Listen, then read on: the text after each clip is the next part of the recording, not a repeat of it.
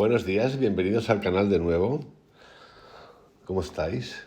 Bienvenidos al tiempo y la atención. A entrar en libertad y salir en libertad. Continuamos con un nuevo capítulo de la serie Un curso de conciencia. Se corresponde con el tercero. Y los temas de hoy son la mente consciente y libre albedrío. Un paseo profundo por el cerebro, por el término libre albedrío, tan manido, tan mal interpretado. Algunos ya dudan hasta de si existe o no, pero de todas maneras vamos a ahondar en este curso de conciencia y de una manera abundante en la mente consciente y el libre albedrío. Recordaros que el otro curso que está en marcha, cada día un capítulo de cada curso, y que se llama El Yo y lo Humano, tiene componentes similares a este, solo que ahonda más en el impacto de los pensamientos, el espíritu, lo espiritual, el uso de la mente en lo humano. Dicho esto, hemos hecho en este curso de conciencia un primer capítulo acerca de la conciencia y el materialismo, un segundo capítulo acerca de lo cartesiano, la no dualidad y el idealismo. El de hoy es la mente consciente y el libre albedrío. En el anterior curso, en el que se titula El yo y lo humano, hasta hoy hemos hecho indagación sobre los estados del ser, lo humano, un pensamiento, no es una entidad, y el tercer capítulo, lo humano, el cuerpo y lo sensorial. Así que, dicho esto, y con esta explicación, comenzamos con la mente consciente y el libre albedrío. La mente es la experiencia consciente del funcionamiento del cerebro y los sentidos. Quiero, antes de seguir, hacer una aclaración. Como veréis en otros capítulos más adelante, este concepto, que ahora voy a explicar así, va a ser trastocado, pero es necesario que parta de esta base para llegar luego a la siguiente, conceptualmente. Repito, la mente es la experiencia consciente del funcionamiento del cerebro y los sentidos. Esto debe distinguirse del funcionamiento mismo. La mente tiene tres importantes aspectos. 1. El contenido de la mente. El contenido mental incluye los pensamientos, las emociones, los sentimientos, los sueños y las visiones. El contenido de percepción incluye tanto aquel que es interno al cuerpo como el externo. El contenido de percepción interno incluye las sensaciones de dolor, depresión, de estiramiento, de tensión, movimiento, propiocepción y interocepción. Lo externo y interno. Muchos de estos son afectados también por componentes emocionales como el miedo o el placer. Análogos de estos contenidos mentales y perceptores son las sombras en la pared de la alegoría de la caverna de Platón o las imágenes en la pantalla del cine, cosas que ya hemos hablado en el capítulo anterior. Otro aspecto importante de la mente es el siguiente. Un caso especial de contenido de la mente es el campo de la mente. El campo de la mente varía de ancho a estrecho dependiendo del grado de enfoque y puede dirigirse hacia cualquier objeto. Un análogo es el campo de vista de un sistema óptico, como un telescopio o una cámara. El ámbito, cuánto abarcas. Tercero, otro caso especial que normalmente se supone que está entre los contenidos de la mente es el sujeto de la mente, que lo revisaremos en capítulos más adelante. Tanto en la alegoría de Platón como en la metáfora del cine, los sujetos son los observadores del público. Hay varios estados ordinarios de experiencia consciente. Los más comunes son vigilia, dormido y dormido con sueños. Hay también estados alterados de conciencia que pueden experimentarse en la meditación o bajo la influencia de psicodélicos. Otros estados son aquellos que son experimentados bajo la catalepsia hipnótica, la sedación o la anestesia. También hay más como la luz, la exposición a la luz, la respiración.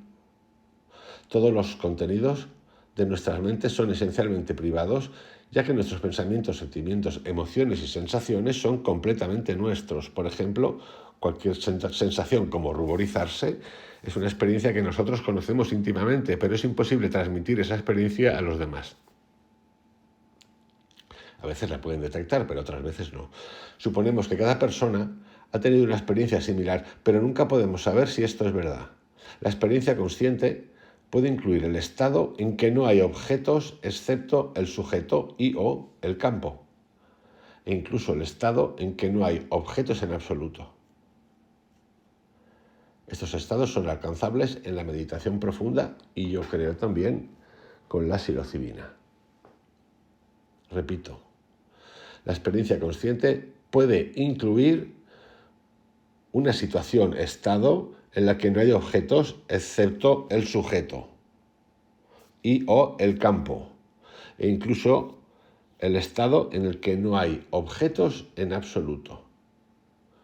Y el campo, el ámbito, puede ser infinito.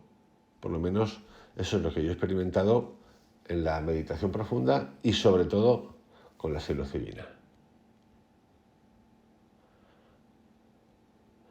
Y aquí nos podemos hacer una pregunta. Si todas nuestras experiencias son esencialmente privadas, ¿qué implica eso sobre la existencia de una realidad externa objetiva? Si todo es privado, si todo te pasa a ti, me pasa a mí, ¿qué pasa con el exterior, con la realidad externa?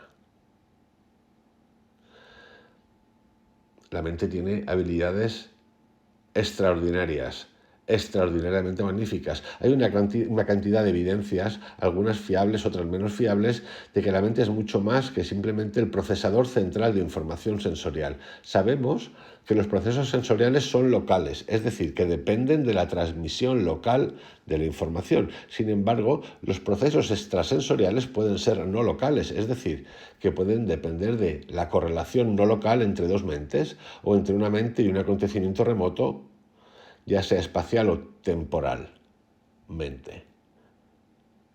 Sin embargo, que los procesos extrasensoriales sean locales o no locales,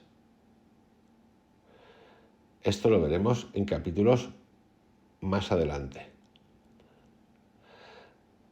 Hay dos autores en su libro Milagros de la Mente que se llaman Tark y Katra, es un libro de 1998, incluyen unas cuantas habilidades extrasensoriales que han sido demostradas, pero además de estos dos tenéis Patanjali, el capítulo 3.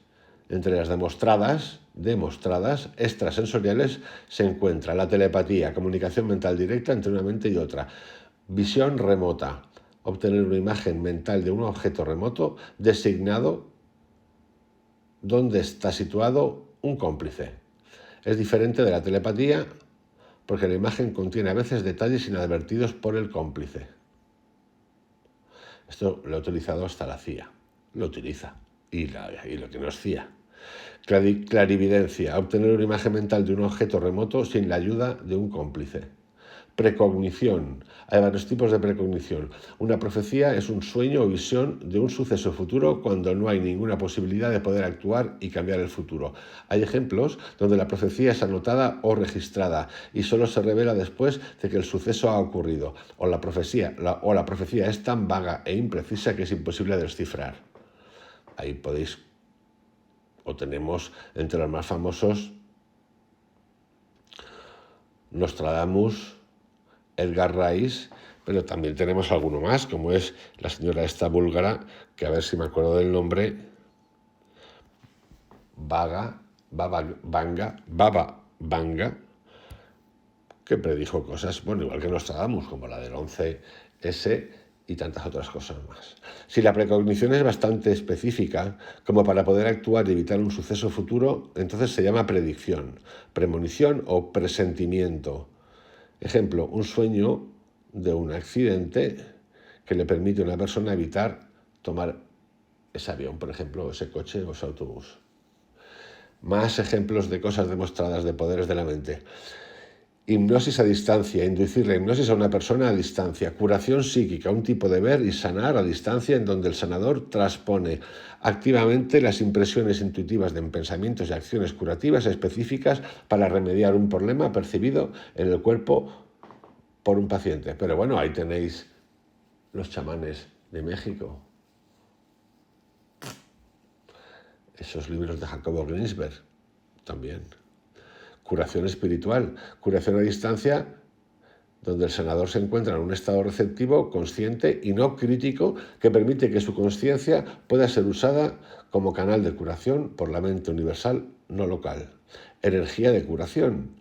Curación en donde el sanador dirige su atención al paciente y se concentra en reponer o manipular el flujo de energía vital al paciente. Aquí tenemos ejemplos de algunas terapias o filosofías como puede ser el toque terapéutico, el reiki, la imposición de manos, no de humanos, la curación pránica, el qigong, intuición, conocimiento directo y no analítico, que puede venir de una mente no local, procesos subconscientes internos, fuentes psíquicas como las conexiones mente a mente o percepción clarividente directa del mundo externo. De nuevo, mirar, aquí tenéis un montón de audios acerca de los chamanes de México, de Jacobo Grinsberg, donde podéis sumergiros a mundos verdaderamente fascinantes. La existencia de habilidades extraordinarias logradas a través de la práctica del yoga está bien establecida y documentada en la literatura yógica, pero no del yoga de la religión católica, de la judía, de la cristiana, de la islámica, de la budista, de la que quieras.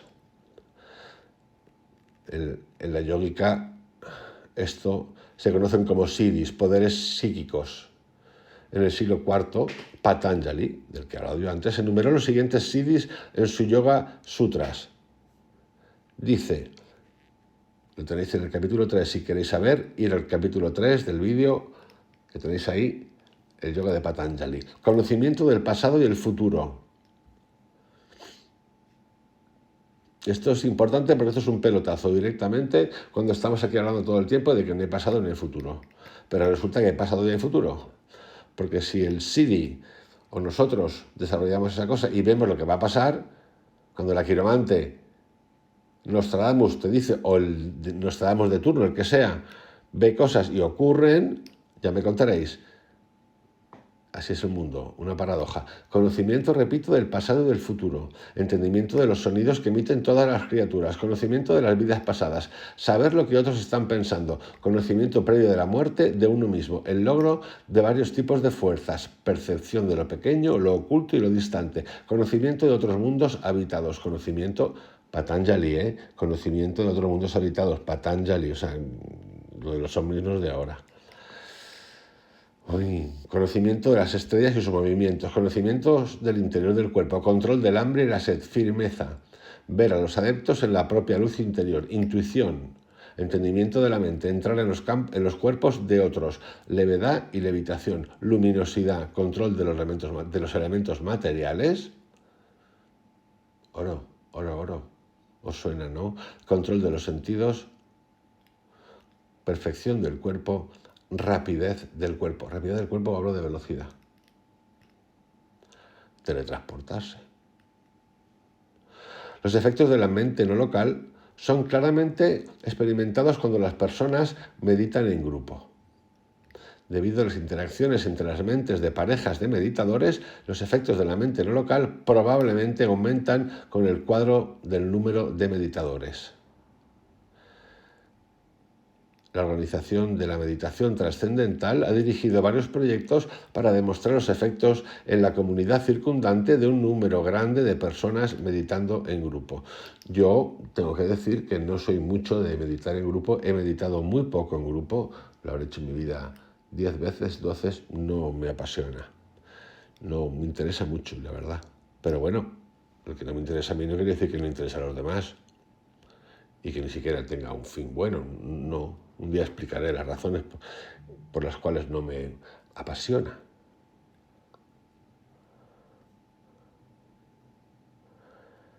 Existe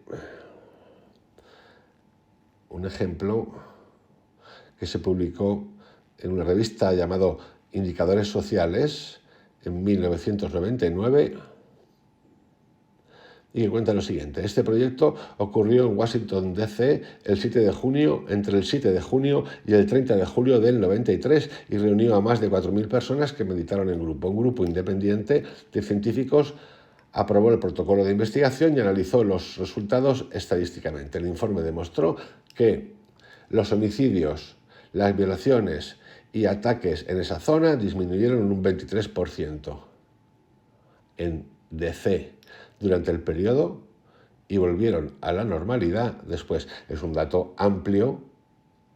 Esos son los informes que a mí, más allá de que un científico apruebe la metodología, estas cosas me ponen un poco nervioso. ¿Por qué? No porque no lo crea, no creo que haya necesidad de creer, creo que esto funciona, sí, creo que esto funciona, sí, pero hay algo que no me acaba de convencer. Pero bueno, una de las razones por las cuales yo no medito en grupo. Entre otras cosas porque el grado de apertura que uno requiere o se requiere es bestial y quizás un poco de miedo, quizá puede ser el hecho de abrirse o la posibilidad de poder entrar en comunicación con los demás estados de ánimo de los demás, con el más espíritu de los demás, energía de los demás, más todo lo que venga de demás, no es una cosa que a mí me dé tranquilidad. ¿Por qué? Porque mi grado de atención está desbordado. Quizá por el miedo.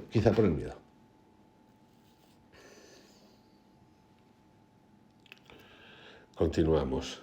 En una serie notable de experimentos que consisten en varios millones de ensayos, Robert Hahn y Brenda Dune de la Universidad de Princeton han demostrado que la intención de un operador solo puede producir pequeños pero estadísticamente significantes efectos en el funcionamiento de varios dispositivos físicos que operan al azar.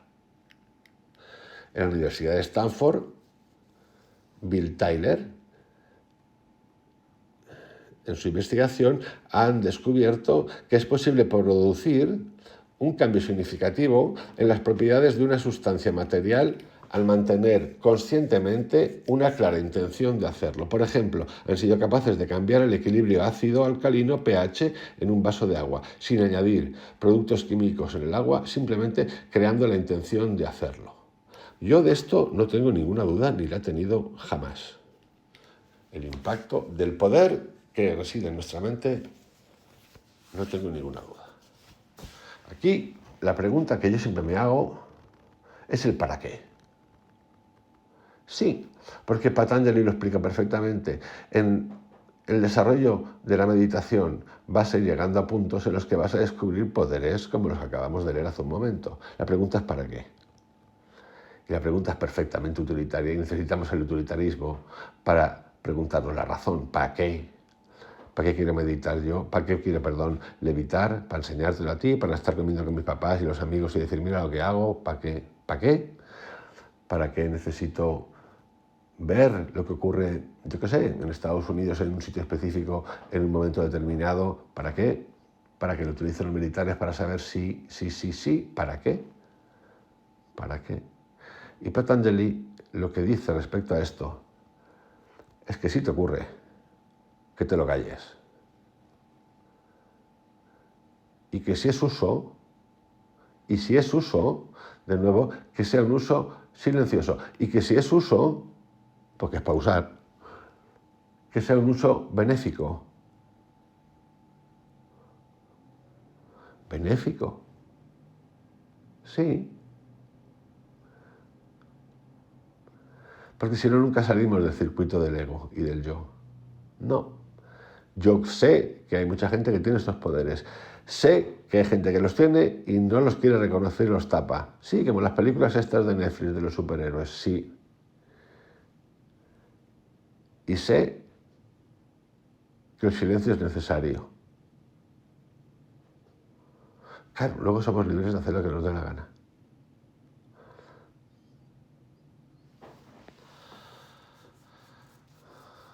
Más pruebas de la mente no local aparecen en los datos del proyecto de la conciencia global de la Universidad de Princeton, que ha mantenido muchos generadores de eventos aleatorios, repartidos por todo el mundo desde 1998. Estos REG, que se llaman, envían sus datos de forma automática a un servidor de Princeton, Nueva Jersey, para su archivo. Con los datos archivados se pueden hacer búsquedas para las pruebas aleatorias de las correlaciones entre los REG. Y así podemos seguir sin parar.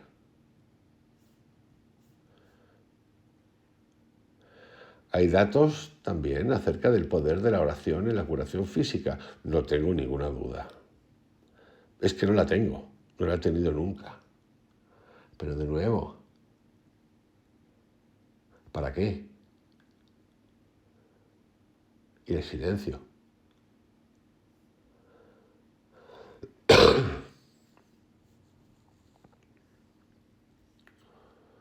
Pero es que hasta para ti mismo. ¿Sí? Esta parte está como estructura, como esqueleto, muy bien explicada, solamente como estructura, como esqueleto, no más, pero es muy importante en algunos de los libros de Joe Dispenza, muy importante, muy bien explicada. Lo que pasa es que luego se nos va otra vez a el tarambanismo, pero está bien, muy bien, de hecho me gusta, he hecho 30 o 40 vídeos de Joe Dispenza, 40 horitas de hablar de Joe Dispenza y hacer sus meditaciones y charlas. Sin duda. Es más, yo os invito a que los desarrolléis. Es más, en cuanto empezamos a entender el funcionamiento de la mente y la no dualidad, van a aparecer. No olvidaros de la pregunta. ¿Para qué? ¿Para qué lo quiero? Vamos ahora a entrar un poquito más en la unidad de la mente humana. Desde este punto de vista de la discusión, no podemos todavía responder a la pregunta ¿qué es la mente consciente? Podemos explicarla en función de sus simples componentes, es decir, podemos aplicar métodos científicos reduccionistas o fundamentalmente una unidad. Si se trata de una unidad fundamental, ¿tiene una ubicación y tamaño, la mente? En respuesta a estas preguntas, debemos tener cuidado de no identificar a la mente con el cerebro. La mente es subjetiva, mientras que el cerebro es objetivo. Lo podéis tocar. Por lo tanto, en el estudio de la mente debemos estudiarla subjetivamente, no objetivamente, porque no se puede estudiar objetivamente, porque no es física. En principio, hay que dejar todo abierto porque luego descubrimos cosas nuevas y echamos a correr. Pero bueno, en principio eso. Esto significa examinar nuestra experiencia directa de la mente e ignorar nuestros conceptos preconcebidos sobre ella. En muchos sentidos, nuestra mente parece ser una cosa única, unificada y continua, que proporciona continuidad a nuestras vidas y unicidad a nuestra percepción. Nosotros parecemos ser una persona, no múltiples personas. Incluso una persona con un desorden de personalidad múltiple piensa de sí misma como un solo yo, pero con más de un subyo. Sin embargo, cuando examinamos la mente con más detalle, se vuelve más complejo. Por ejemplo, ¿qué queremos decir cuando hablamos del conflicto interno? ¿Hay dos mentes en conflicto? ¿Qué te parece el consejo común ámate y acéptate y nuestros esfuerzos por controlar nuestras mentes o a nosotros mismos? Autoayuda es otro ejemplo. ¿Cuántos yoes están aquí? Consideraremos esas preguntas y conceptos similares seguidamente en los capítulos que vienen. Al estado de ausencia de contenido de la mente lo llamamos estado inconsciente. Esto tiene mucho que ver con el funcionamiento inconsciente del cerebro. Repito, al estado de ausencia de contenido de la mente lo llamamos estado inconsciente. Es decir, nosotros hablamos del inconsciente que parece que tiene mucho y que existe mucho, que es una biblioteca la más divertida del mundo mundial, porque es donde está todo guardadito. Pero no sabemos dónde está, pero de repente aparece. Aparece en el sueño, aparece en el sueño lúcido, aparece en el psicodélico, aparece en la meditación, aparece en la realidad. De repente, el subconsciente, el inconsciente dice, hostias, es el gran misterio. Debemos distinguir entre el funcionamiento inconsciente y mecánico del cerebro y el inconsciente, pero no completamente mecánico. Gran parte del funcionamiento inconsciente del cerebro es completamente físico o mecánico. O sea, hay una parte inconsciente que es mecánica y física, que no tiene un componente mental. Tales procesos podrían ser reemplazados por los de una máquina sin diferencia apreciable. Esto es probablemente cierto para esos procesos inconscientes que tienen que ver con el funcionamiento físico del cuerpo. La mayoría de las funciones de los órganos internos se realiza sin nuestro conocimiento. Y los que son controlados por el cerebro son controlados por componentes completamente físicos del cerebro sin que tengamos consciencia de ello. Es decir, acabo de mover un dedo. Ya sabía, cuando he dicho acabo de mover un dedo y todavía no había movido un dedo, mi inconsciente físico ya sabía lo que tenía que hacer. Sin embargo, hay otros procesos inconscientes que podrían no ser completamente mecánicos. Todos hemos tenido la experiencia de una solución creativa a un problema que surge espontáneamente después de un periodo de fermento inconsciente, como después del sueño o de una noche. Has encontrado la solución a algo. O te ha llegado la lucecita, o una inspiración. A mí me pasa bastante. O después de o durante una meditación. Este proceso de creatividad tiene 3 fases. Saturación, reunir y absorber toda información pertinente, y yo estoy totalmente de acuerdo. Saturación. Incubación, permitir que la información se cocine en la mente. E iluminación o manifestación, el génesis del nuevo concepto. Esto ocurre y nos ocurre por saturación cuando he meditado, estoy con esto, disfrutándolo, porque se disfruta, yo lo disfruto. Hay momentos de decir, ¿dónde estoy, no? Me pasa aquí a veces, cuando hago los audios, ¿dónde estoy? ¿Qué estoy contando? ¿Estoy replicando como un loro? ¿De verdad estoy aquí? A veces me pasa. He tenido saturación. Bueno, solo tenéis que ver el número de vídeos que he hecho. Pero sí, todo lo he hecho porque he querido hacerlo y de verdad. Y sí, ocurre cuando ocurre que de repente, al rato, los días de la semana, ¡pam!, te llega esa respuesta. Así que esta definición me parece fantástica. Por saturación, incubación, se cocina, y luego la manifestación. Las últimas 2 fases son principalmente inconscientes. Parece improbable que pudieran ser completamente mecánicas y aún así dar nacimiento a algo completamente nuevo. Claro que debería o sería difícil de demostrar que tales conceptos son en realidad totalmente nuevos, en lugar de alguna reestructuración de conceptos previamente aprendidos.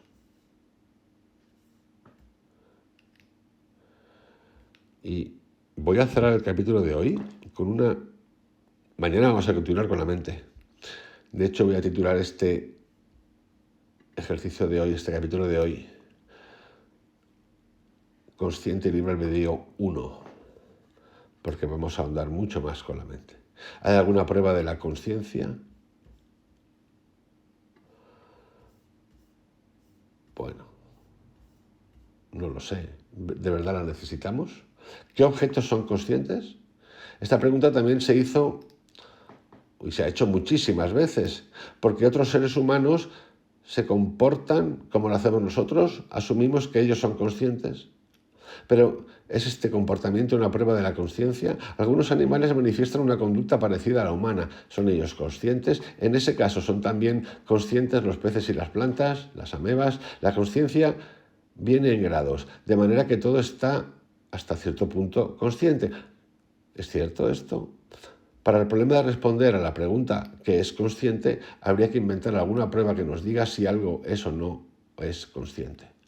Tal prueba no existe en la ciencia, porque tendría que medir directamente la conciencia de un objeto en lugar de su comportamiento. Para revelar las dificultades de ese tipo de medición, suponga que mi mente es directamente sensible a su mente sin que yo dependa de ninguna señal de su comportamiento o sus reacciones físicas. Podríamos pensar que tal podría ser el caso en ciertos tipos de eventos telepáticos. Ahora bien, por ejemplo, ¿podríamos determinar si mi experiencia de ruborizarme es igual a la suya? La respuesta es no, porque mi existencia de ruborizarme está ineludiblemente aún en mi mente, nunca en la suya.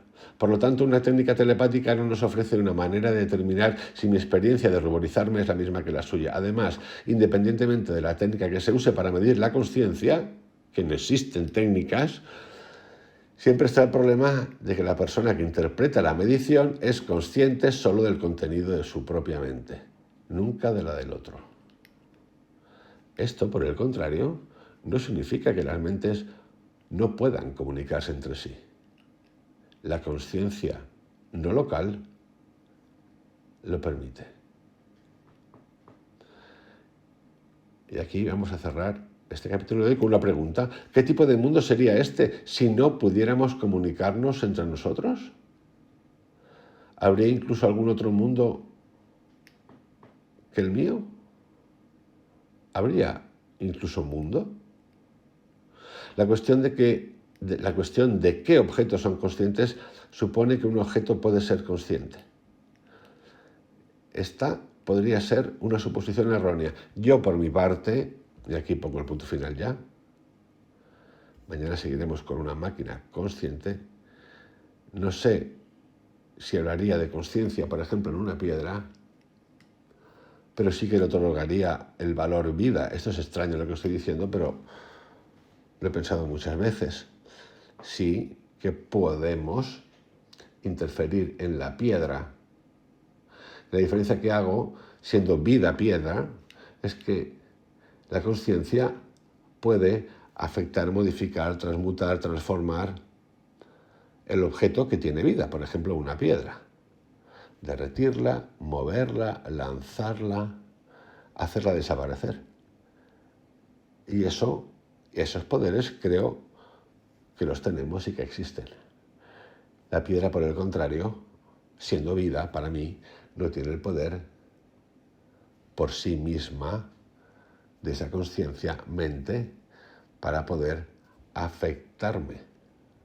Como tal, la piedra sí tiene ese poder un volcán, un terremoto, el viento, el mar.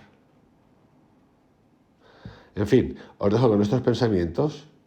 Mañana otro capítulo más. Cuidaros mucho. Hasta mañana.